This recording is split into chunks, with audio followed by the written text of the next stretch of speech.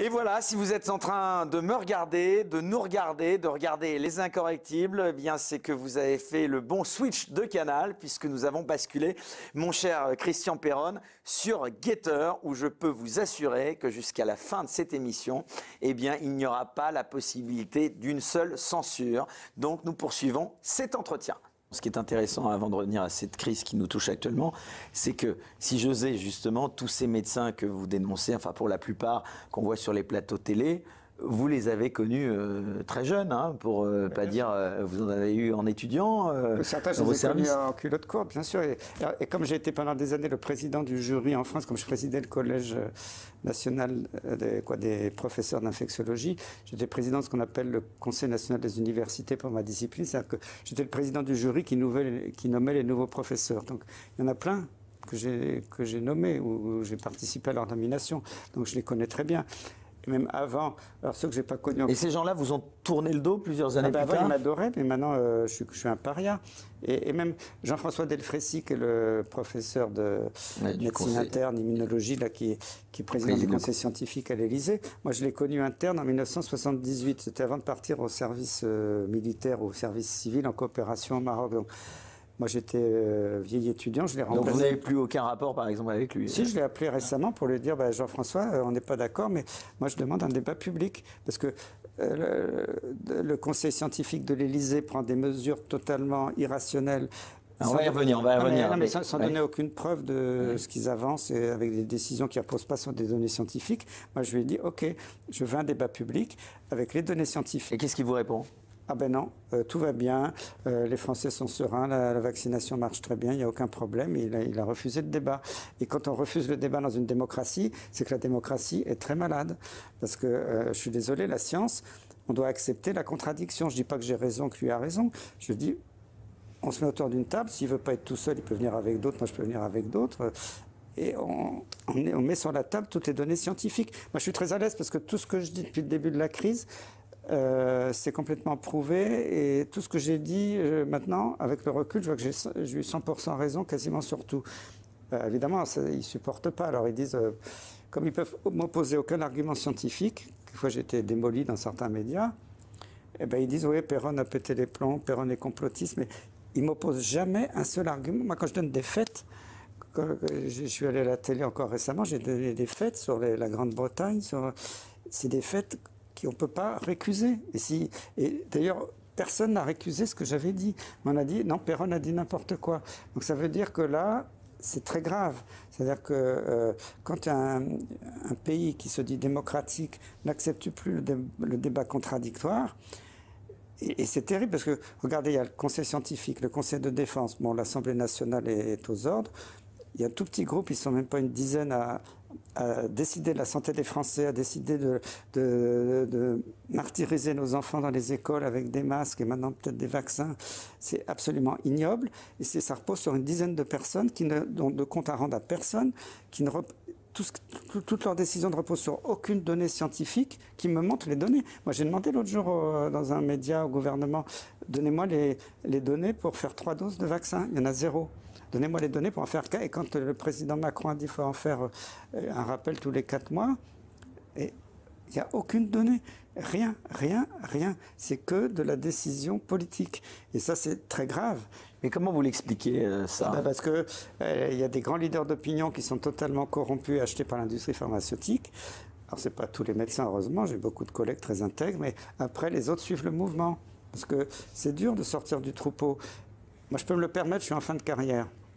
Mais un jeune aujourd'hui, j'en ai eu dans mon service, au début, ils étaient à fond pour moi. On a sauvé beaucoup de gens avec l'hydroxychloroquine, on avait les meilleurs... Ah, ça, beaucoup de gens vous le contestent. Hein, peut-être, mais si on regarde, c'est à Garches et à l'IHU de Marseille qu'on a les taux de mortalité les plus faibles. Bon, c'est comme ça, j'y peux rien, c'est des faits. Et tous les jeunes dans mon service étaient à fond pour moi. Ils ont reçu tellement de coups de fil, de pression, de menaces du ministère, de l'assistance publique, des infectiologues, de tout le monde. Ils ont eu peur, on leur a dit, ne reste pas avec ce charlatan Perron. Vous avez eu des menaces physiques? Non, pas moi, non, jamais. Mais il y a eu des menaces verbales sur mes jeunes assistants pour leur dire, si tu restes avec Perron, ta carrière est foutue. Donc ils se sont barrés. Et je me suis retrouvé, après la première vague, qui était la vraie vague, parce que maintenant c'est des vaguelettes, mais Il y a quand même eu une pression sur les jeunes qui était absolument ignoble. Alors que c'était des bons médecins à la base, qui me croyaient, qui me suivaient, qui avaient constaté par eux-mêmes que les résultats... Même les infirmières, les aides-soignantes de mon service disaient ben, c'est génial, depuis qu'on utilise l'hydroxychloroquine, on passe beaucoup moins de patients en réanimation. Ils le voyaient tous les jours, parce que c'est eux qui transféraient les patients. Et puis d'un seul coup, on n'a plus le droit de le faire, c'est devenu presque diabolique. Et c'est le délire total, parce qu'on regarde maintenant dans le monde, ben, les pays où il n'y a plus de pandémie, même c'est l'Inde actuellement, hein, presque 1,4 milliard d'individus, depuis qu'ils n'utilisent plus les inoculations soi-disant vaccinales et qui traitent tout le monde par l'ivermectine, et l'épidémie se termine. Donc on a grandeur nature dans le monde entier la preuve que les traitements précoces marchent, mais il faut les donner précocement. Donc ils auraient dû être donnés tout de suite aux médecins de ville et pas dire on l'interdit en ville, et quand les malades agonisent à l'hôpital avant de passer en réanimation, bon, sous certaines réserves, on accepte d'en donner un peu. Mais et là, il est trop tard. C'est trop tard dans la plupart des cas. Ça a sauvé quelques personnes, mais c'était trop tard. Et ça, on le voit. Il suffit de comparer les chiffres. Moi, ce qui m'affole, c'est que mes collègues, pour qui j'avais beaucoup d'estime, j'étais très ami, ils sont des gens intelligents qui ont fait beaucoup d'études. Comment ils ne peuvent pas voir ça par eux-mêmes? Même je vois des gens qui n'ont pas fait d'études, ils le voient. Ils regardent, il y a des gens qui sont curieux, qui regardent... Mais comment vous expliquez qu'il n'y ait pas d'autres médecins, j'allais dire, excusez-moi d'être peut-être un peu irrespectueux en fin de carrière comme vous, qui soient également d'accord avec vous? Or, il n'y en a pas beaucoup qui vous soutiennent. Parce que c'est dur de sortir du troupeau. Et ils ont peur des menaces. Il y en a... on leur a donné la Légion d'honneur, il y en a, on leur a donné plein d'avantages. Et puis ils ont toujours, certains, je ne dis pas tous, je ne citerai pas de nom, qui ont encore des avantages absolument énormes de l'industrie pharmaceutique en termes financiers. Et puis ils ne veulent pas se priver de tout ça. Parce que s'ils ouvrent leur petite bouche, ben, du jour au lendemain, ils sont virés. Ce fameux conflit d'intérêts dont vous parlez. Ah ben, c'est énorme. Je rappelle que ce n'est pas moi qui l'ai dit, c'est l'ONU. L'industrie pharmaceutique est la première cause de corruption dans le monde entier, avant le bâtiment travaux publics, les armes, etc. Donc c'est absolument colossal la corruption en matière de médicaments. Et si on regarde, moi, ce qui me désole, c'est que quand vous regardez, alors, je suis d'accord que tout, ça peut être un peu tout et n'importe quoi, mais depuis des siècles, des millénaires, les hommes se sont soignés à base de plantes, à base de produits naturels, à base de... Et ça marchait très bien dans certains cas, mais ça n'avait pas été publié dans le Lancet ou dans le New England Journal of Medicine à l'époque. Et d'ailleurs, quand moi j'ai suivi les cours de l'Institut Pasteur comme élève dans les années 80, nos vieux maîtres à l'Institut Pasteur nous enseignaient ça, l'activité antimicrobiologique des plantes. Et tout ça a disparu après la Deuxième Guerre mondiale, parce que Big Pharma a imposé, alors ça a commencé juste après la Deuxième Guerre mondiale, puis ça s'est amplifié et ça s'est aggravé dans les années 70-80, a voulu supprimer de la médecine tout ce qui n'était pas médicament brevetable. Et ça a été dramatique, parce qu'on a supprimé toutes les méthodes alternatives. Même quand je vois maintenant, j'ai vu sur Internet récemment que des associations interministérielles veulent condamner les clubs de yoga, les clubs de méditation, les gens qui modifient leur alimentation pour manger davantage des fruits et des légumes crus, ce qui est très bon pour la santé, mais qu'après qui ridiculisent tout ça avec des propos incohérents. On s'aperçoit que tout ce qui n'est pas pour promouvoir des médicaments avec des brevets qui rapportent des centaines, des milliards d'euros à l'industrie pharmaceutique, maintenant est censuré en médecine. Et ce qui est très grave, c'est que ça a colonisé les facultés de médecine, ça a colonisé les grands journaux médicaux, parce que c'est pas moi qui le dis, moi je l'ai mis dans mon livre, j'avais écrit il y a plusieurs années un livre, La vérité sur la maladie de Lyme, aux éditions d'Il Jacob, et je raconte tout ça. À l'époque, déjà, les rédacteurs en chef du New England Journal of Medicine, qui est le plus grand journal médical, en tout cas médical clinique, après il y a des journaux plus fondamentaux, mais le New England, c'est le grand journal médical mondial, le deuxième c'est le Lancet. Et leurs rédacteurs en chef eux-mêmes ont avoué qu'ils touchaient beaucoup d'argent de l'industrie, que la moitié des papiers, c'est-à-dire des articles promus par l'industrie dans leurs journaux étaient quelquefois biaisés, voire frauduleux. Ils l'avouaient eux-mêmes. Il y en a dans le New England Journal of Medicine, il y a 2 ou 3 qui ont démissionné, qui ont fait des articles. Alors, celui qui m'étonne, c'est celui du Lancet, Richard Horton, parce qu'il a fait un pamphlet très virulent contre son journal il y a quelques années en disant c'est un scandale, j'ai honte que les étudiants apprennent la médecine dans mon journal. Et il est toujours là et c'est lui qui a cautionné les études frauduleuses du Lancet avec la chloroquine, puis d'autres après. Donc moi, je n'ai plus confiance dans ces grands journaux. C'est très important ça, parce que moi, quand je dis à mes collègues, tu sais, moi, j'ai soigné des milliers de patients avec la maladie de Lyme, voilà, j'ai 80% de bons résultats. Ils me regardent, ils me disent, c'est pas publié dans le Lancet, donc ça n'a aucune valeur.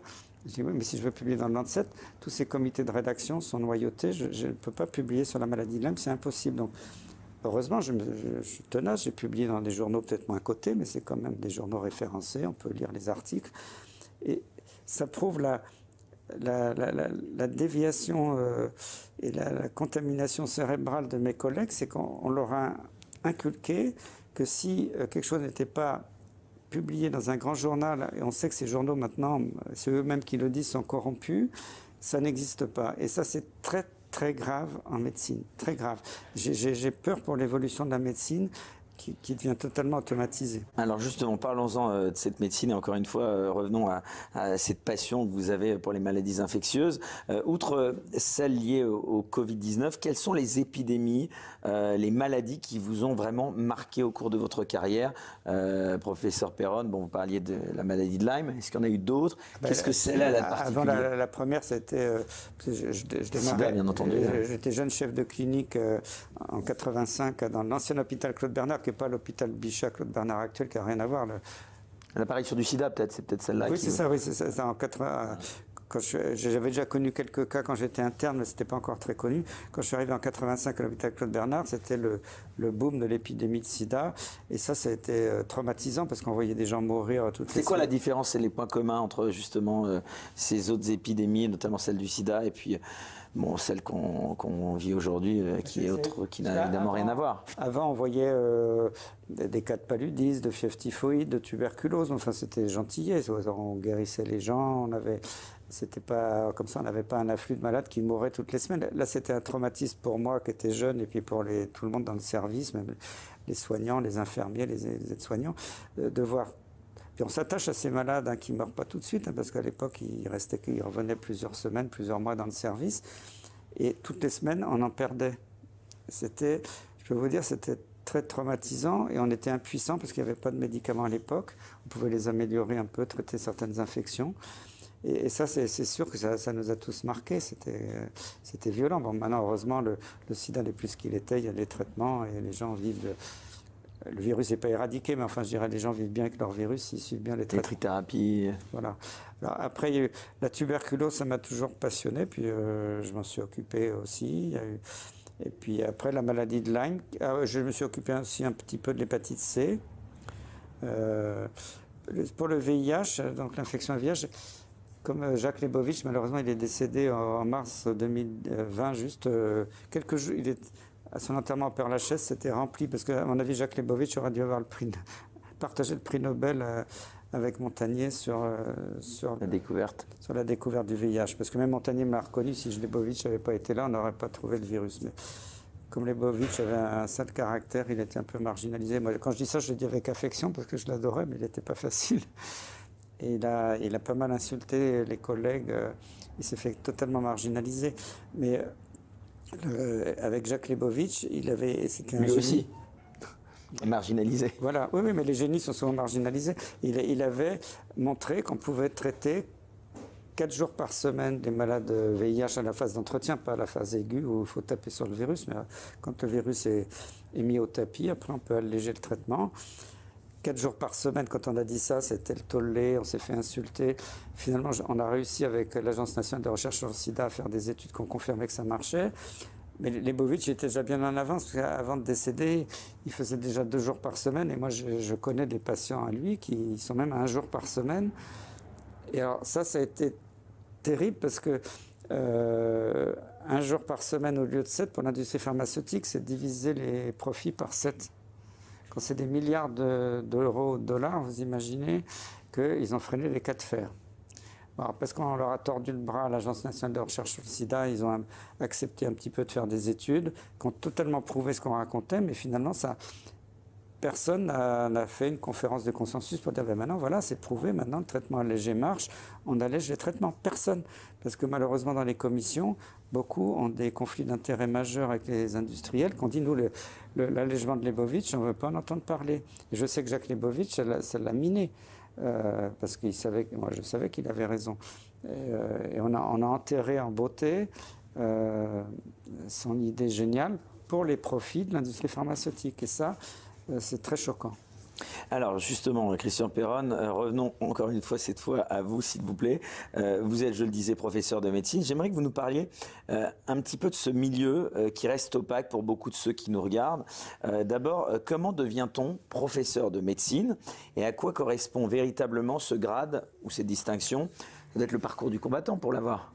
Oui, alors, peut-être une vingtaine d'années avant que je sois étudiant, souvent, c'était un peu une caste, c'était les fils de professeurs qui devenaient professeurs. Les examens, c'était des oraux, on favorisait le fils de machin, etc. Moi, quand je suis arrivé, c'était des examens, c'était anonyme. Déjà pour le concours de l'internat, c'était beaucoup.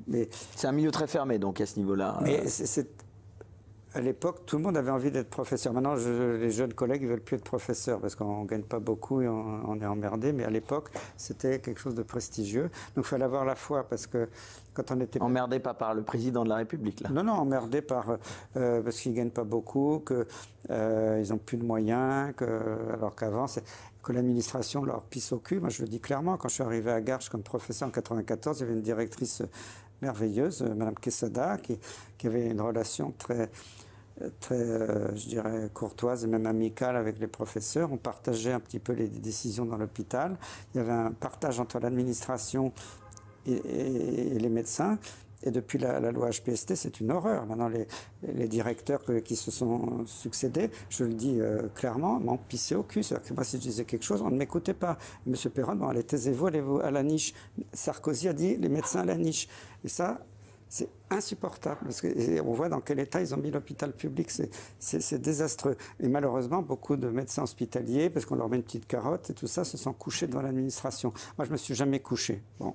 C'est peut-être mon tort. Donc, pour revenir à votre question, c'était sur... C'était devenir professeur, c'était le parcours du combattant. Devenir professeur, il fallait avoir la foi parce qu'il fallait beaucoup travailler, en plus du travail clinique, de voir les malades tous les jours, faire des travaux de recherche, faire une thèse de sciences en plus de la thèse de médecine. Donc, c'était un investissement majeur. Bon, moi, je l'ai fait avec passion, mais maintenant, je sais que les jeunes n'ont plus envie. Et, quand ils voient que dans une clinique privée, on peut gagner 3 fois ce qu'ils gagnent comme professeur, ou 3 fois, ça peut être bien plus, ils n'ont plus envie de se casser la tête dans les contraintes d'enseignement. L'enseignement est devenu complètement stupide à la faculté, avec encore des intellectuels qui ont voulu réformer l'enseignement. Alors, il n'y a pas qu'en médecine, hein. Bon, maintenant, l'enseignement, ça ne veut plus rien dire. Les gens apprennent par cœur dans des bouquins, des QCM, des questions, vous savez, à choix multiples. C'est plus l'enseignement de la médecine. Moi, j'ai connu les anciens professeurs dans les amphis qui nous transmettaient leur expérience des maladies avec leur vécu. C'était ça, le vrai enseignement. C'est pas ces enseignements je dirais, de merde qu'on a aujourd'hui. En plus, alors avec le Covid, c'est tout sur Internet, sur Zoom. Moi, j'ai discuté le dernier cours que j'ai fait par Zoom l'année dernière avec les premières années. On a parlé du cours parce qu'ils avaient déjà vu le cours avant. On a fait plein de questions, mais après, ils me parlaient de leur malaise, de leur.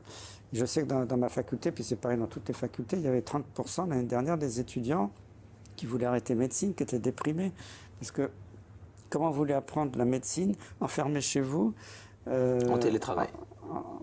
En regardant tous les cours sur Internet, sans pouvoir poser une question au prof, sans voir les copains, sans aller boire un café, aller au cinéma, s'aérer l'esprit.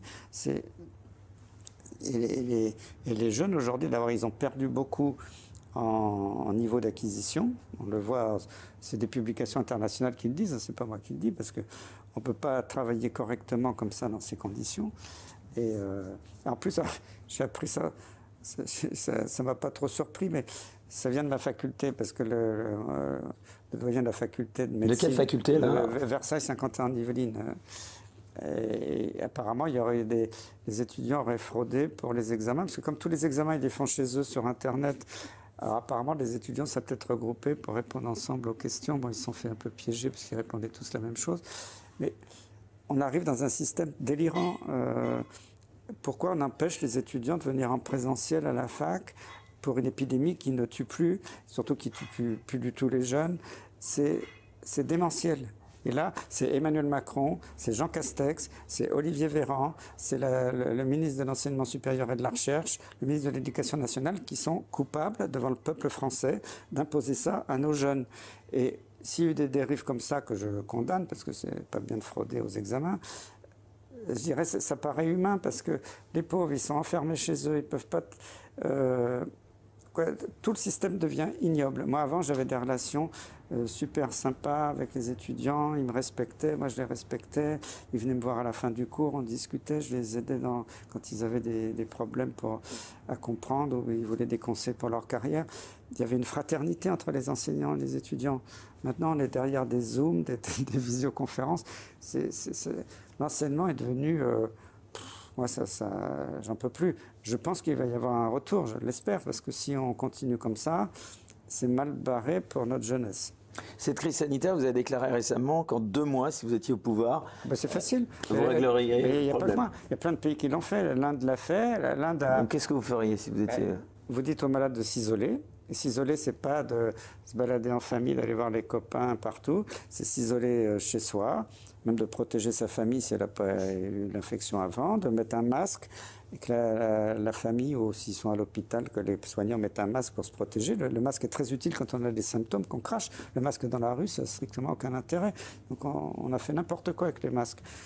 Et puis, que le médecin généraliste prescrive immédiatement, même si on n'a pas encore la preuve, un traitement qui marche à quasiment 100% si on donne à titre préventif. L'ivermectine avec un antibiotique, azithromycine ou doxycycline, vitamine D, zinc, sélénium, et ça marche. Il y a des centaines de publications. Donc qu'on arrête de dire que ça n'existe pas.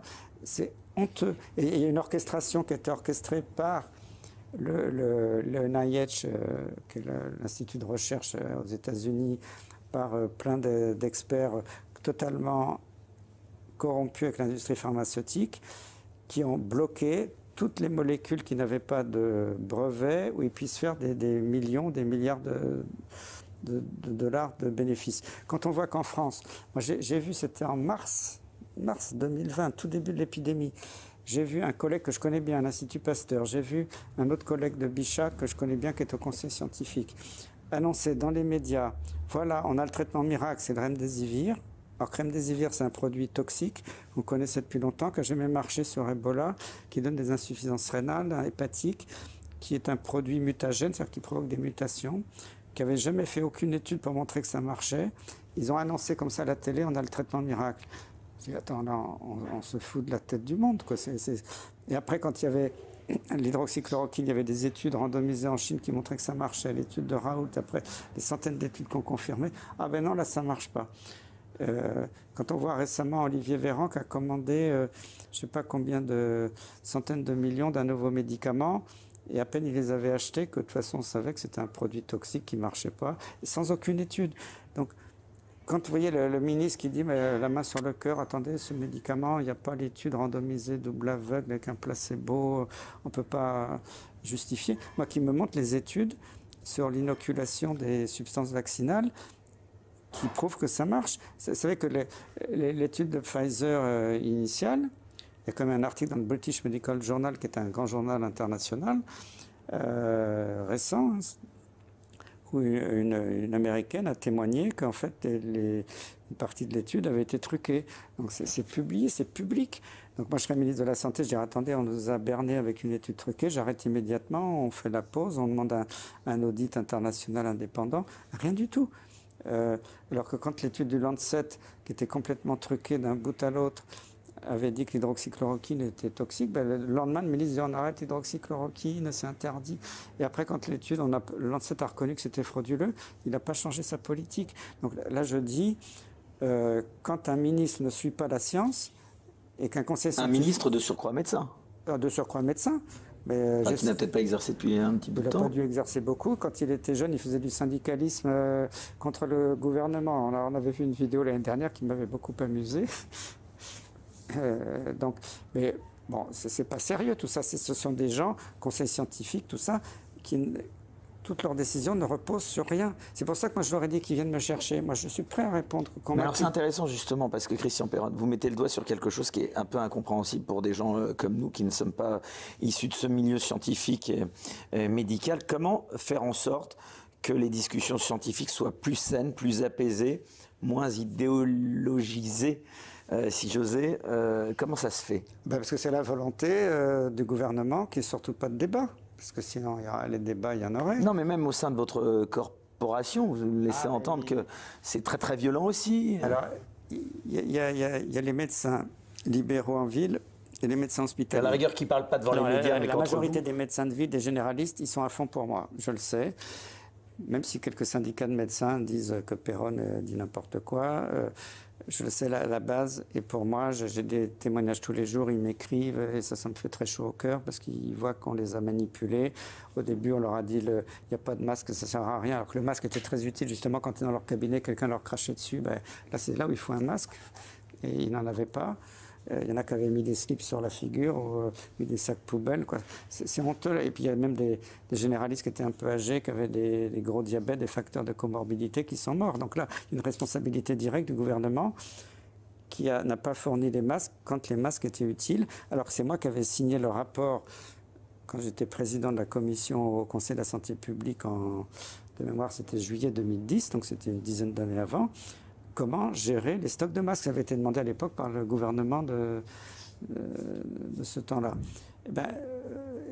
Ce qu'on a écrit dans le rapport n'a jamais été suivi. Donc les généralistes, moi je les admire, ils ont été au front. Et dès qu'ils ont vu qu'il y avait des traitements qui marchaient, on leur a interdit de les prescrire.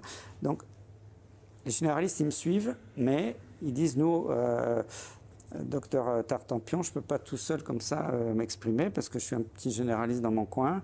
Je suis immédiatement radié par le Conseil de l'ordre des médecins. Donc ils ont peur, ils vivent dans la peur tous les jours. Et on a quand même radié quelques médecins pour l'exemple et suspendu depuis ceux qui n'étaient pas vaccinés. Bon. Après ça, les hospitaliers, c'est différent. Les hospitaliers, ils veulent faire carrière. Ils veulent faire. Alors, les plus ambitieux veulent être professeurs, les autres veulent être. Avoir les titres. Praticiens hospitaliers, c'est-à-dire même si on n'est pas professeur, on a fonctionnaire à vie dans un hôpital. Donc, ils veulent tous avoir une carrière. Et puis souvent, on peut travailler à côté en clinique en même temps, hein, non? Pas toujours. Mais, alors, il y a les grands leaders d'opinion, les grands professeurs qui ont pignon sur rue. Ils ont tous des conflits d'intérêts majeurs. Tous. Moi-même, j'en ai eu il y a longtemps, mais j'ai vite arrêté parce que je dis c'est malsain. Mais quand on est professeur, on vous dit que si vous n'êtes... Donc c'est une réalité vraiment, c'est conflit L'industrie d'intérêt. pharmaceutique a besoin de recruter les meilleurs parce qu'ils veulent avoir les meilleurs pour faire la promotion de leurs produits. Ils ne vont pas prendre des brels qui sont nuls. Hein. Je schématise. Non, mais pour comprendre ces conflits d'intérêt, quand je dis, bien sûr, je n'en doute pas que ça existe, mais à quel niveau? C'est quoi concrètement? Des prescriptions médicales, des choix de santé publique? C'est quoi? Vous êtes, on vous aborde, on vous dit voilà, vous allez rentrer dans ce qu'on appelle les boards. C'est un peu les conseils scientifiques du laboratoire pour telle ou telle molécule. Ça peut être un antibiotique, un anti-VIH, un anti-hépatite C, un anti-scope parasitaire. Donc c'est prestigieux. Et quand on participe à une réunion, on peut toucher plusieurs milliers d'euros pour juste être là. Alors, il y en a qui sont très actifs, qui font plein de trucs. Il y en a juste qui posent leur derrière sur la chaise et qui ne font pas grand-chose, mais ils touchent quand même des jetons de présence, quoi. Après, il y a les invitations au congrès. Bon, je ne suis pas contre les invitations au congrès. Moi aussi, j'étais beaucoup invité dans les congrès. Mais si ça reste honnête, bon, pourquoi pas, puisque l'État ne nous invite pas dans les congrès. C'est pas les congrès le pire, hein, mais et après, vous êtes rémunéré. On vous dit, ben voilà, professeur machin, on veut lancer la grande molécule truc-muche. On fait une étude, donc vous allez être l'investigateur principal. Alors c'est très prestigieux, parce que pour toute la France, vous êtes le grand professeur qui va étudier la grande molécule. Donc vous êtes là, vous touchez des sommes énormes. Ça peut être plusieurs dizaines de milliers d'euros pour être l'investigateur principal. En général, cet investigateur principal ne fait pas grand-chose. Je sais parce que moi, je l'avais fait une fois, puis après, j'ai refusé de continuer. Mais l'industriel fait tout pour vous. Il y a le moniteur d'études cliniques qui va dans les services, qui forme les gens. Vous êtes juste là pour animer quelques réunions, pour attirer les collègues, pour dire voilà, participer à ce beau protocole merveilleux. Et puis après, alors, moi je l'ai vu parce que je l'ai vécu. Un an avant que l'étude soit commencée, il commence à écrire au New England Journal of Medicine, au Lancet, les deux plus grands journaux, pour dire voilà, on a la molécule tartempion qui est très prometteuse. Si les résultats sont bons, est-ce que vous acceptez de la publier? Et moi j'ai vu, ces grands journaux-là sont très intéressés, parce qu'en plus l'industrie pharmaceutique leur donne beaucoup d'argent. Oui, bien sûr, si ça marche, on vous publie. Donc c'est déjà, la publication est déjà presque préacceptée avant qu'on ait les résultats un an à l'avance. Ce n'est pas des inventions, moi je l'ai vécu cette histoire-là. Et après ça, quand l'étude est terminée, que vous n'avez pas fait grand-chose, peut-être inclure quelques patients dans votre service et puis remettez les gens autour de vous. Alors, toute l'étude est moulinée dans le laboratoire pharmaceutique, donc vous n'avez pas accès aux données. S'ils veulent manipuler des données, en enlever, en rajouter, vous ne voyez rien, parce qu'il n'y a pas forcément de groupe extérieur qui contrôle. Et après ça, voilà, ils vous présentent les études, c'est merveilleux, là, ça marche. Ils ont déjà tout écrit l'article, hein, dans un anglais parfait. Et puis votre nom apparaît en première ligne, en deuxième ligne, sans que vous ayez rien foutu. C'est un petit peu, mais... Et donc, c'est ce qu'on appelle en anglais les ghost authors, les auteurs fantômes. Et je peux vous dire que beaucoup de mes collègues infectiologues dans le sida, ils font ça tous les jours. Il y en a, ils ont des dizaines d'articles dans le New England Journal of Medicine, le Lancet. Et c'est parce qu'ils ont été totalement, je dirais, manipulés, formatés par l'industrie. Bon, ce n'est pas des mauvais boucs, hein, forcément, mais ils ont touché des sommes d'argent énormes. Et après, ils vont faire toute la tournée des popotes pour dire que c'est la molécule tartempion qui est bien meilleure que la molécule du concurrent. Et ça, à un moment donné, ce n'est pas le rôle d'un professeur de médecine de faire ce boulot. Je veux bien que ce soit un VRP qui soit embauché. Ou un journaliste éventuellement, mais bon, en ayant fait son enquête. Alors, quelquefois, il y a des journalistes qui ont été achetés, j'en ai connu, hein, qui faisaient des journaux télévisés sur les grandes chaînes et puis qui, le soir, faisaient des pseudo-journaux télévisés pour vanter des molécules. Ben oui, déjà quand j'étais jeune assistant dans les années 80, j'avais été invité à une émission, alors je ne dirais pas de nom, hein, mais c'était sur la résistance aux antibiotiques. Et le gars qui pilotait l'émission, c'était le format d'un journal de 20 heures, et c'était un journaliste connu du 20 heures. Et voilà, il faisait un peu le journal télévisé pour mettre en avant la molécule du laboratoire qu'il avait grassement payée. Bon. Moi, je l'ai vu tout ça. Donc, Et qu'est-ce que vous pensez de l'accusation de complotistes qui frappe ceux qui dénoncent justement ces conflits d'intérêts dans la médecine? Les conflits d'intérêts, on ne peut pas les contester. Parce que vous savez bien qu'il y en a beaucoup qui vous traitent de complotistes. Non, mais complotiste, c'est un mot. De manière générale, même. C'est un mot qu'ils ont trouvé quand ils ne savent pas comment m'attaquer. Vous savez, sur la maladie de Lyme, tout ce que j'ai dit est prouvé. Parce que les gens disent Perron dit n'importe quoi, mais il n'y a que des références. Personne ne m'a attaqué sur un point précis, sauf vous dire Perron dit n'importe quoi dans son livre. Bon. Sur les deux livres du Covid, c'était pareil. Quand le premier livre est sorti, je me souviens, il y avait un professeur... Y a-t-il une erreur qu'ils n'ont pas commise? Y a-t-il une erreur qu'ils n'ont pas commise? Albin Michel, c'était au mois de juin 2020. Ça venait de sortir un grand professeur de médecine. Un best-seller. Hein. Ouais, c'était un grand best-seller. Hein. Qui dit ça y est, ce livre est sorti, c'est horrible, c'est un torchon, Perron diffame les collègues, j'alerte tout de suite le Conseil de l'ordre, Perron va être... C'est à partir de là que tout a commencé au niveau des emmerdes pour vous? Oui, parce que, et en fait, j'avais attaqué personne et tout ce que j'ai dit était sourcé.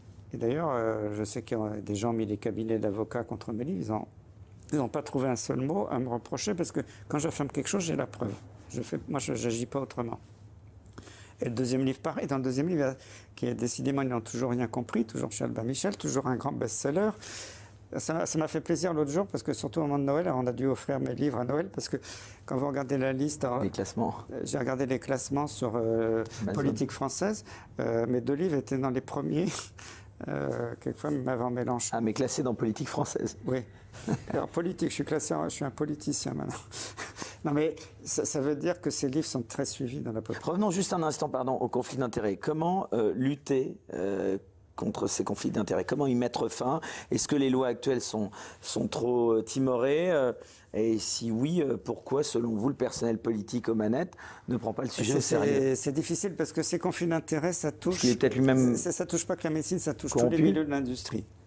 Ouais, j'ai une de mes malades, je ne citerai pas de nom et tout ça, une malade que je suis depuis des années, qui était trader à la bourse à la City à Londres, qui a pendant des années accompagné les grands patrons du CAC 40 dans leur jet privé pour aller voir les Rockefeller, les Rothschild, faire organiser toutes les réunions. Mais il m'a dit, Monsieur Perron, à partir d'un certain niveau, ils ont tous des comptes offshore, ça fait partie du contrat. Alors, c'est pas écrit dans le contrat. Donc, on nous prend pour des bisounours. On sait très bien qu'il y a maintenant cette mondialisation a été voulue pour que les États soient spoliés, que les grandes entreprises ne payent plus d'impôts en France. On voit même la France avait essayé de se battre contre ce qu'on appelle les GAFA, les grands des médias qui ne payent aucun impôt en France. Ouais. Et puis Trump les avait envoyés balader en disant mais sinon je prends des mesures de rétorsion sur l'économie française. Donc on est complètement noyauté. Il y a une corruption mondiale colossale auprès de personnalités politiques, auprès de scientifiques, auprès d'industriels, auprès de, je sais, au niveau de magistrats européens. Moi, je ne peux pas citer des noms là, mais j'en ai des preuves. J'ai des gens qui m'ont raconté des choses absolument terribles. Et face à ce monde, qu'est-ce que c'est pour un super milliardaire de donner 1 million, 10 millions, 100 millions d'euros à quelqu'un si ça fait basculer la politique d'un pays? Pour lui, c'est que dalle, c'est un pourboire. Donc, il faut comprendre ça pour comprendre toute cette manipulation. Et avant, moi, quand j'ai connu la médecine, quand j'étais plus jeune, on était loin de tous ces soucis financiers. Et malheureusement, on voit que ça a infiltré petit à petit. Sur le sida, il y a eu beaucoup de choses qui n'ont pas été claires, qui ont été faites, infiltrées par les lobbies financiers de Big Pharma, dans d'autres domaines. Et puis on voit que les maladies qui ne rapportent pas, il n'y a pas d'aide. Regardez, Bill Gates, il a fait plusieurs fondations il y a une vingtaine d'années. Il y a eu Gavi, c'est la fondation pour les vaccins. Alors je l'ai bien connu parce que, comme j'ai travaillé à l'OMS pendant des années, j'ai bien vu comment Bill Gates et Gavi ont infiltré l'OMS, qui est devenue une succursale de Bill Gates maintenant, l'OMS. Hein, c'est terrible de dire ça, mais c'est la réalité. Et puis à l'époque, comme je m'intéressais à la tuberculose, on m'avait approché parce qu'il y avait une fondation aussi de Bill Gates pour la tuberculose qui s'appelle TB Alliance. TB c'est TB, c'est tuberculose. Alliance c'est alliance en anglais. Donc l'Alliance mondiale pour la tuberculose. Et même il y avait un gars qui m'avait approché pour dire, professeur Perron, est-ce que vous voulez être le PDG? Parce qu'il y a des PDG dans ces associations. Je suis surpris par le terme de l'association Bill Gates pour la tuberculose. Je dis, bon, à l'époque, je pensais que Bill Gates était un vrai philanthrope. Hein, j'ai un peu changé d'avis depuis. C'était il y a 20 ans. J'ai dit, oui, pourquoi pas. Puis après, quand ils ont vu que je n'étais pas dans leur état d'esprit... Vous l'avez rencontré, Bill Gates? Non. C'était quelqu'un qui travaillait avec eux, quoi, qui m'avait approché. Et puis après, je me suis aperçu que dans les vaccins, pourquoi Bill Gates investit? Parce que Bill Gates ne dépense jamais un sou, il empoche, il amorce la pompe, mais après c'est les États qui payent et lui il se repaye derrière. Bon, je le sais parce que j'ai participé à des réunions internationales avec sa fondation. Et pour un vaccin, un nouveau vaccin, bon, il va être cher au début, donc ils vont le vendre très cher aux pays riches, ils vont faire le retour sur investissement en 1 an, donc les labos...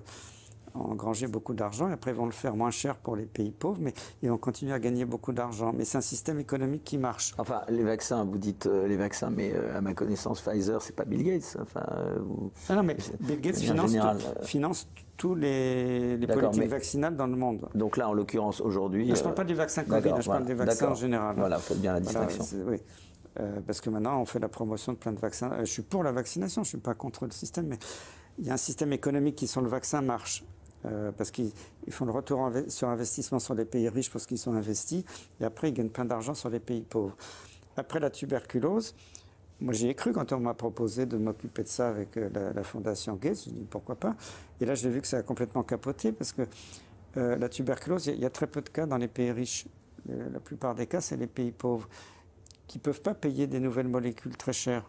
Donc si un industriel dépense des millions de dollars ou d'euros pour développer un nouvel antituberculeux. D'abord, il ne peut pas trop faire les essais en Europe, aux États-Unis, parce qu'il y a très très peu de malades. Donc, il va faire ça en Afrique, tout ça, dans des conditions pas faciles.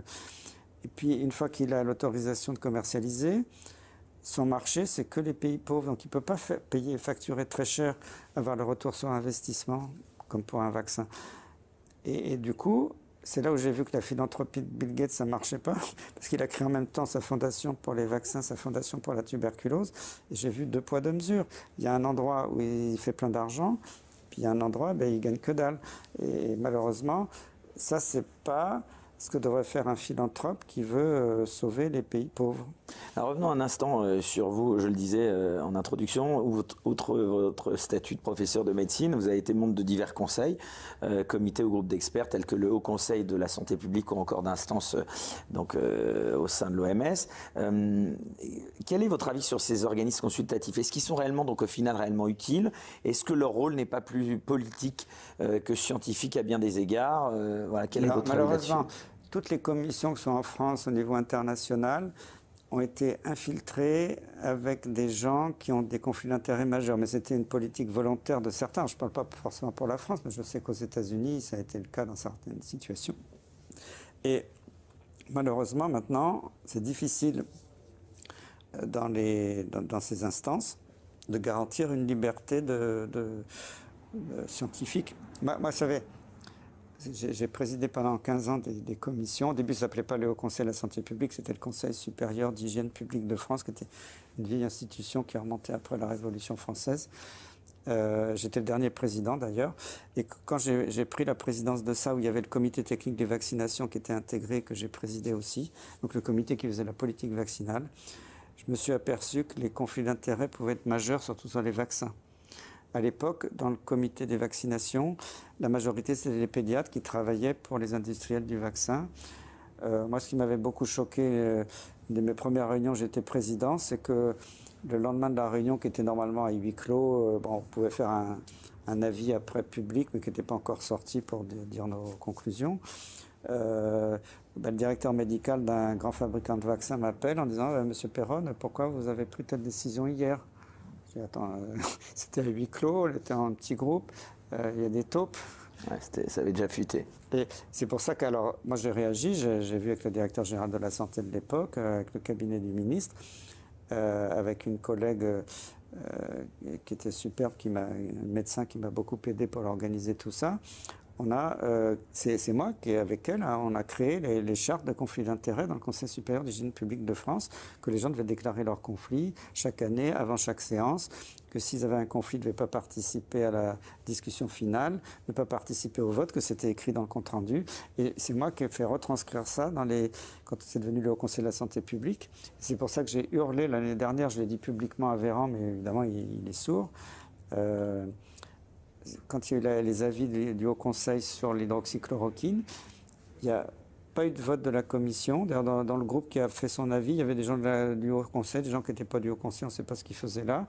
Il n'y a aucune déclaration des conflits d'intérêts. Le président de la commission, la vice-présidente et 2 membres éminents étaient déjà en conflit d'intérêts majeur. Rien. Moi, je peux vous dire que pendant 15 ans, j'ai fait respecter ça à la lettre. Vous savez, présider pendant 15 ans des commissions comme ça, sans avoir de casserole aux fesses, il n'y en a pas beaucoup, parce que moi j'étais intègre. Et ça, on peut me reprocher ce qu'on veut, mais là, je n'ai jamais cédé là-dessus. Et là, je suis écœuré parce que tout ce qui s'est passé là est totalement illégal. Le Conseil scientifique, un petit mot là-dessus, créé pour apporter son expertise au gouvernement et au président de la République lors de cette crise. Donc, quel est votre avis dessus? Vous n'avez pas été appelé pour en faire partie, je suppose. Alors, vous étiez pourtant considéré comme l'un des plus grands spécialistes des maladies infectieuses. C'est quoi? C'est un conseil fantoche selon vous?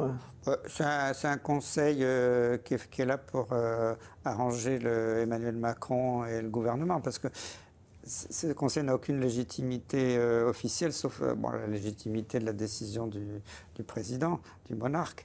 Mais sinon, sans parler que beaucoup les décisions sont prises en conseil de défense. Voilà, complètement secrètes, on ne sait pas sur quoi ils s'appuient, ils ne donnent jamais leur justification quand ils prennent les décisions. Et puis, ils n'ont pas été élus par leur père, ils n'ont pas été choisis. Moi, alors c'est vrai que du temps du Conseil supérieur d'hygiène, quand on était président, on était nommé par le ministre. Bon, j'avais été nommé par le ministre de l'époque, qui était Kouchner, je crois, je ne sais plus.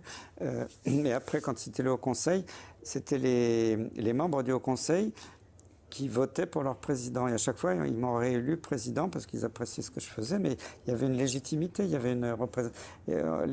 Pour être membre du Haut Conseil, il y avait des appels d'offres, il fallait soumettre un CV qui était revu par des scientifiques de l'INSERM, du ministère, de plein d'endroits. Il y avait quand même une sorte d'examen de passage sur votre CV, votre histoire, pour être membre. Et après, chaque membre élisait le président. Donc c'était comme une sélection qui venait, je dirais, un petit peu de la base. Après, l'administration disait, bah, OK, on adoube cette formation, ce groupe et ce président. Donc, là, ce conseil scientifique à l'Élysée, il est tombé du ciel comme ça. C'est totalement obscur. C'est un petit groupe qui fait ce qu'il veut.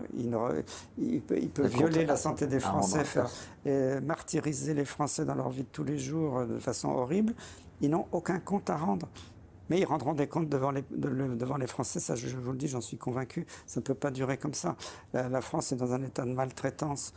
On ne peut pas maltraiter le peuple français comme ça aujourd'hui, je suis désolé. Ça vous a choqué quand le président de la République, il y a une semaine, a dit... le président, il faut qu'il démissionne, c'est plus possible.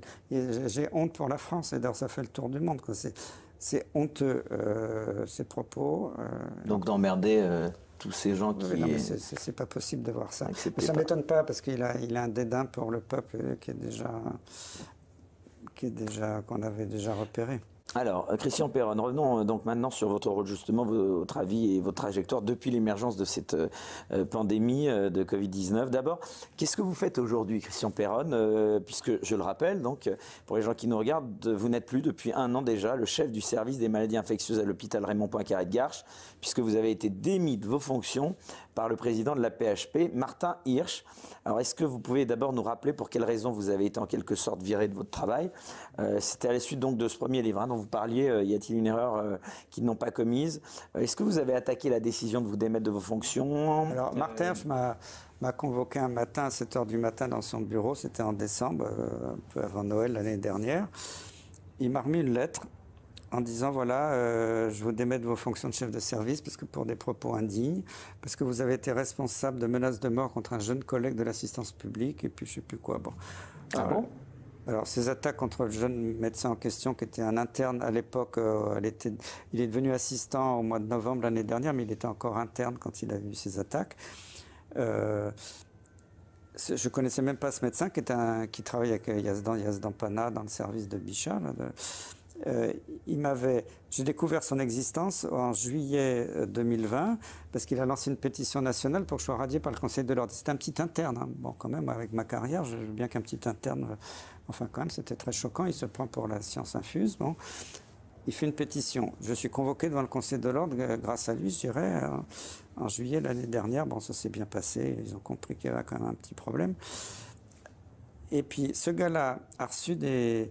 La première fois que je l'ai cité dans les médias, parce que pendant l'été 2020, je ne le connaissais même pas, à part cette histoire de pétition, comme ils ont tout fait de publier un article pour dire que la chloroquine ne marchait pas avec quelques copains suisses.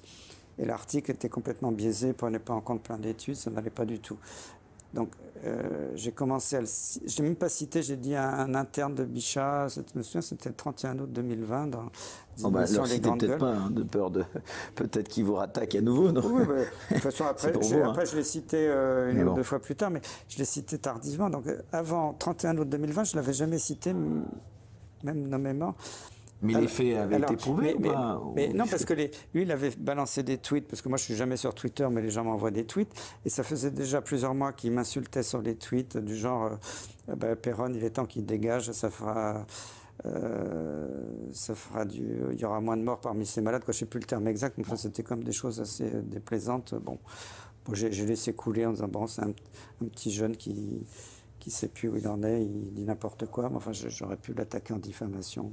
Alors, il y a eu plein de tweets. Alors, finalement, comme ces tweets ont été enregistrés par huissier, parce que la langue, ça commence à bien faire, et dans ces tweets, il dit « Ah ben, ça fait 4 mois que j'ai des menaces de mort. » Donc, c'est que les menaces de mort, il les avait déjà eues en avril 2020, 4 mois avant que je le cite pour la première fois. Et ce petit gars, il a le toupet d'aller dire à Martin Hirsch, d'aller dire au professeur Rioux, qui est le chef du service des urgences de la Pitié, qui est le doyen des doyens d'Île-de-France, que c'était à cause de moi qu'il avait reçu des menaces de mort, mais c'est dégueulasse. Et Rioux m'a écrit une lettre que j'ai gardée pour l'histoire, en disant, professeur Peron, vous n'êtes plus digne d'encadrer des étudiants parce que vous êtes responsable de menaces de mort contre des jeunes médecins. Et évidemment, j'ai porté plainte au pénal pour dénonciation calomnieuse. Ça a été classé par le procureur. Pour l'instant, il y a une deuxième procédure que j'ai toujours pas de nouvelles depuis 1 an. J'ai porté plainte contre lui au Conseil de l'Ordre des médecins. Pas de nouvelles. Donc je dis, il doit être protégé, parce que c'est pas possible. Moi, j'ai toutes les preuves de la dénonciation calomnieuse, de la diffamation. Alors, outre évidemment ce que je comprends tout à fait, si vous avez été injustement attaqué par ce monsieur, est-ce que quand même, Christian Peron, à la lecture des événements qui vous ont coûté votre poste, vous, pardonnez-moi cette question franche, mais est-ce que vous ne regrettez quand même pas certains propos que vous avez pu tenir ou certaines prises de position quand même, il faut l'admettre, assez polémiques que vous avez tenues? Je regrette rien, parce que avec le recul, tout ce que j'ai dit est archi prouvé. Qu'on me cite un seul exemple où j'ai dit... Non, mais ça vous a coûté votre poste mais je m'en fous. Avantageux. Avantageux. Je suis ravi de plus être chef de service. Ça m'a donné du temps libre pour faire... Je continue à avoir beaucoup de malades en consultation. Je suis toujours médecin. Vous exercez toujours? Oui, mais ça se termine au mois de mars, parce que je prends ma retraite. D'accord. Après, je continuerai peut-être plus sur la recherche, je ne sais pas, on verra. Donc, ça n'a pas bouleversé ma vie, sauf que ça m'a donné plus de liberté. Mais tout ce que j'ai dit, il n'y a pas un seul endroit où on a pu montrer que ce que j'avais dit était faux. Je suis content, parce qu'il n'y en a pas beaucoup quand même. Depuis le début, j'ai commencé en mars 2020 jusqu'à maintenant, j'ai toujours tenu le même discours. C'est vrai. Que j'ai adapté la situation. Mais... Je vous ai reçu 3 fois et j'avoue qu'il y a une constance. Et j'ai jamais lâché. Ça, et tout ce que j'ai dit, qu'on vienne me chercher un seul truc que j'ai dit qui ne s'est pas avéré vrai. Même quand j'ai dit l'été dernier, attention cet hiver, ça va être les vaccinés qu'il va falloir isoler. Alors, il y a eu un tollé, maintenant c'est la preuve. Maintenant l'épidémie elle est chez les vaccinés, les cas graves c'est chez les vaccinés. C'est comme ça, c'est des faits. Alors c'est masqué par les autorités qui disent non, mais c'est les faits sur le terrain. Alors si la France ne le reconnaît pas, c'est reconnu maintenant en Grande-Bretagne, en Israël ou ailleurs. Donc, vous voulez dire qu'il y a des cas graves chez les vaccinés? Bien sûr, moi, je ne veux pas trop le dire parce que je vais être attaqué par le Conseil de l'Ordre, mais j'en avais parlé à CNews sur les données anglaises. Après, il y a eu les données portugaises qui confirment ça. Christian Peron, donc on a bien compris que Macron et Véran sont pour vous des incapables, mais quand même, moi, ce que j'ai pas prononcé ça. Non, mais bon, c'est ce que vous pensez, je pense. En tout cas, ce que j'aimerais comprendre quand même, et là c'est pour évidemment me faire le porte-voix quand même de ceux qui, non pas ne vous croient pas, mais en tout cas s'interrogent quand ils vous écoutent ou vous regardent, même si ça devient de plus en plus rare, hein, puisque vous êtes victime souvent de censure. Et la question que beaucoup pourraient vous poser, et moi le premier, c'est comment vous expliquez quand même, malgré tout, Christian Peron, que la plupart des grands pays du monde aient pris quasiment tous les mêmes décisions, appliqué les mêmes politiques de confinement, de couvre-feu, de vaccination et j'en passe. Voilà, c'est quand même... C'est très simple, c'est que les pays riches, sous influence de Big Pharma et des milliardaires mondiaux qui veulent instaurer le nouvel ordre mondial, maintenant ils s'en cachent même plus. Mais si vous regardez tous les pays plus pauvres d'Afrique, d'Asie, alors pas tous en Asie... Tous les pays auraient été corrompus au même moment. Bien sûr, c'est une évidence, puisque tout est orchestré simultanément d'un pays à l'autre. Regardez les pays qui n'ont pas suivi les directives internationales de l'OMS ou de Big Pharma, il n'y a plus d'épidémie. Le seul qui Au Vietnam, il n'y avait quasiment pas d'épidémie. En plus d'un an, ils avaient quelques dizaines de morts. Au Vietnam, c'est des... Donc vous auriez raison contre tous. C'est pas moi, c'est tout le monde qui a raison. Moi, je ne suis pas seul dans le monde. Je peux vous dire qu'il y a des milliers de médecins qui me soutiennent. Dans le monde entier, il y a des prix Nobel, des grands virologues, des grands chercheurs aux États-Unis, des gens qui ont eu les postes les plus éminents dans les administrations qui disent la même chose que moi. Non, mais le réveil de grands professeurs en France notamment, il n'y en a pas des gens comme vous qui se réveillent? Parce qu'ils ont la trouille. Ça, ils sont menacés. Moi, j'ai pas la trouille, je m'en fous. S'il me radie, je serai radié, j'aurai une parole plus libre. Ça n'a jamais été au-delà de ces sanctions-là. Vous n'avez pas reçu de menace J'ai pas reçu de menace physique, mais ça peut venir, on ne sait jamais. Bon, moi, je veux qu'on regarde de façon objective. Les pays riches sont les pays, c'était le plus terrible. Regardez, il y a eu j'avais dit l'année dernière, il y a eu plus de morts en France que dans tout le continent africain. Alors, c'est quand même bizarre. Et quand on regarde le continent africain, la moitié des morts, c'est en Afrique du Sud, qui est le pays le plus influencé par Big Pharma et l'industrie internationale. Ça pose question. Le meilleur exemple, je parlais du Vietnam. Bon, tant que le Vietnam, il n'y avait pas de vaccination, ça se passait très bien. Le ministre a voulu imposer la vaccination, boum, épidémie, il y a eu des morts. L'Inde, c'était pareil. Parce que l'Inde, c'est beaucoup d'États un peu indépendants. La plupart des États indiens traitaient à l'ivermectine, ce qui marchait merveilleusement avec le zinc, l'oxycycline, la vitamine D. Ils distribuaient même à la population des petits sachets, il y avait tout dedans, soit gratuitement, soit pour pas cher. Et puis il y a quelques États indiens sous influence de Big Pharma qui ont inoculé massivement ces substances dites vaccinales, qui ont donné du remdesivir, et ça n'a pas loupé. Tout de suite, grande épidémie dans ces États indiens. Il y a eu des morts, c'était au début de l'été dernier. Et jusqu'à ce que le gouvernement indien ouvre les yeux et dise bon allez stop, on arrête ces inoculations, ivermectine pour tout le monde. Et maintenant là, en Inde c'est presque terminé. 1 milliard, presque 400 millions d'individus.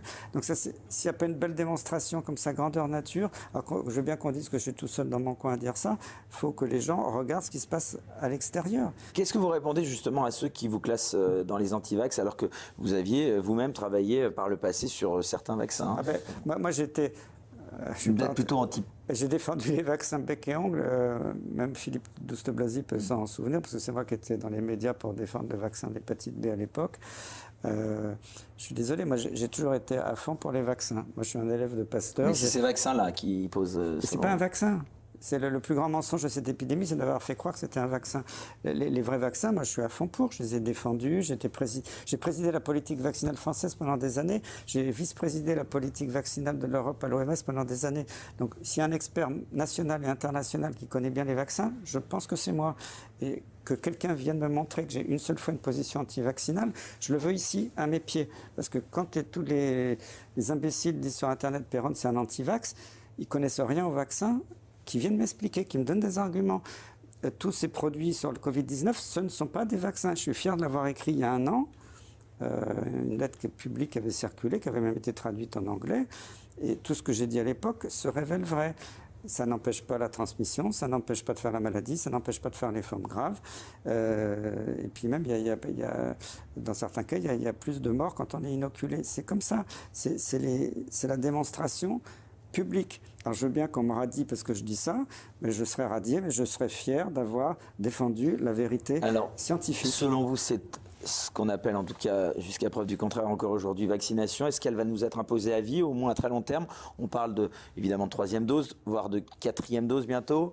Tous les 4 mois, on va se faire vacciner. Ça n'a aucun sens. Un vaccin qui marche, on peut faire 2 doses, il faut un rappel, mais là on voit que ça ne marche pas. 1 dose, 2 doses, 3 doses, on va nous imposer 4, 5. Et surtout, à la limite, si vraiment ils faisaient des études sérieuses pour montrer qu'il y avait besoin de 3 doses, de 4 doses, bon, je m'inclinerais s'ils montraient que ça marchait. Déjà, les études pour les premières doses, on sait maintenant que certaines ont été frauduleuses et truquées. Bon, on le sait, les médias n'en ont pas parlé. Très bien, le ministre n'a pas changé sa politique alors qu'il s'appuie sur des études frauduleuses. Très bien.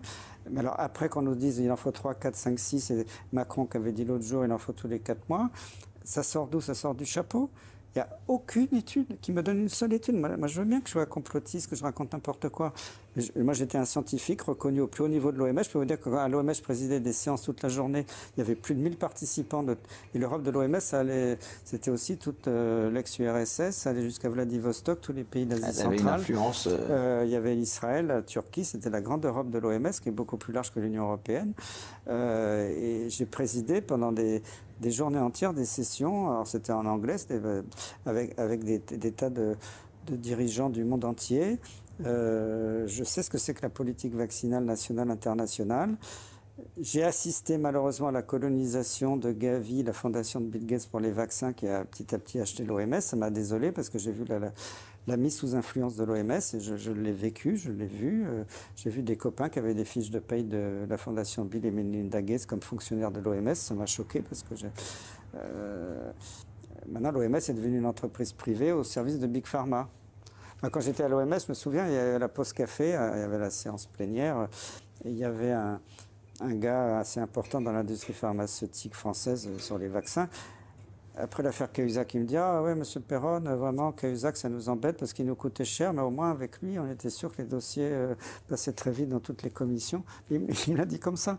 Et puis, j'avais adoré, une fois, il y avait le PDG de la Fondation Gavi qui montrait des courbes en disant « Regardez, c'est fantastique, grâce à Bill Gates, on a donné des millions de vaccins en Afrique, on va sauver plein d'Africains. » Puis après, il y avait un Français qui était d'une organisation non gouvernementale qui a présenté un diaporama qui disait « Très bien, monsieur, ce que vous avez fait, mais regardez où sont vos vaccins. » Et il montrait des photos. C'était en séance plénière à l'OMS, j'étais là, c'est pas des fake news. Et des photos, il y avait des milliers de caisses de vaccins qui étaient stockées sous des hangars en tôle ondulée, en plein soleil, près des aéroports, dans je ne sais pas quel pays africain. Et Et alors le gars, il est devenu blême, hein, je peux vous dire, parce qu'il n'était pas bien, pas très content qu'on lui mette le nez dans son caca comme ça en public devant toute l'OMS.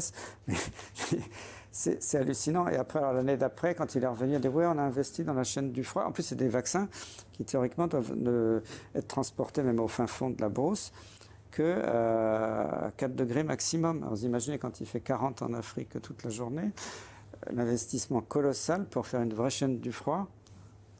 Et c'est pas respecté. Donc tout ce que regardent ces gens-là, c'est combien on a vendu de vaccins, combien ça a rapporté.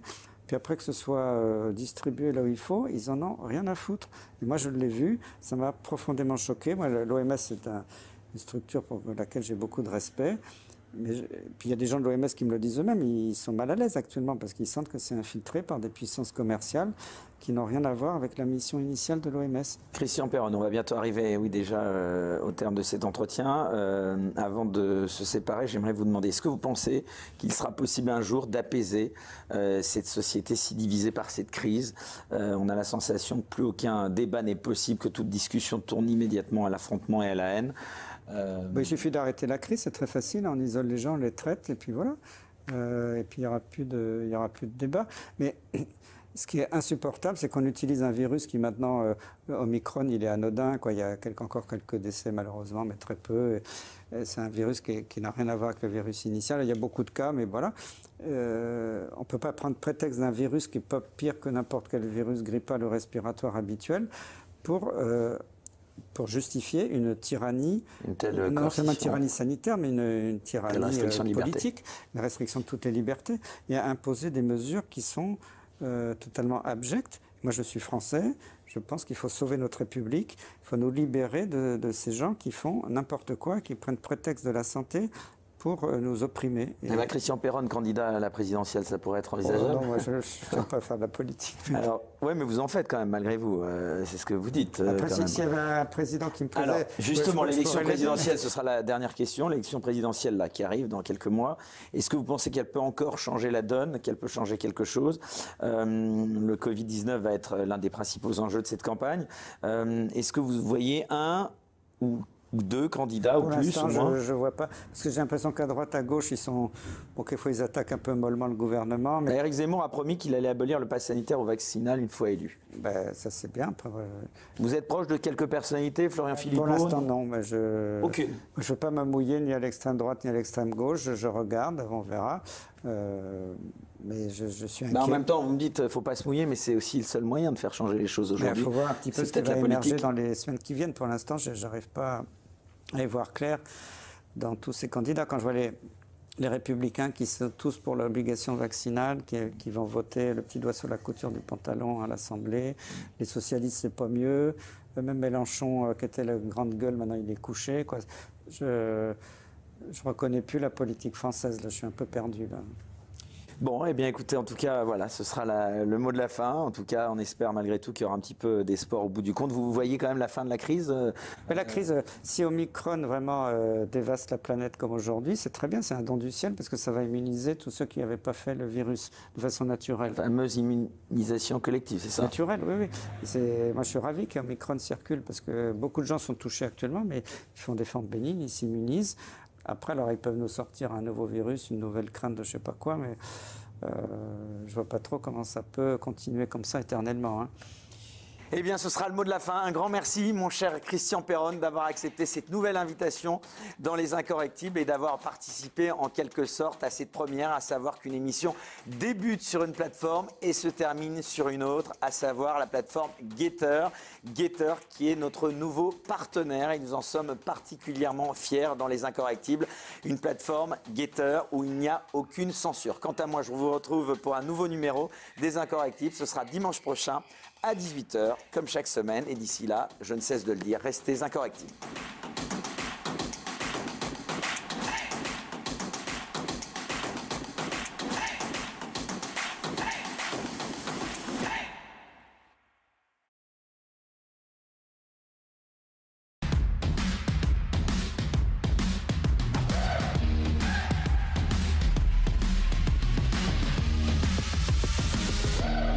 Take on the world.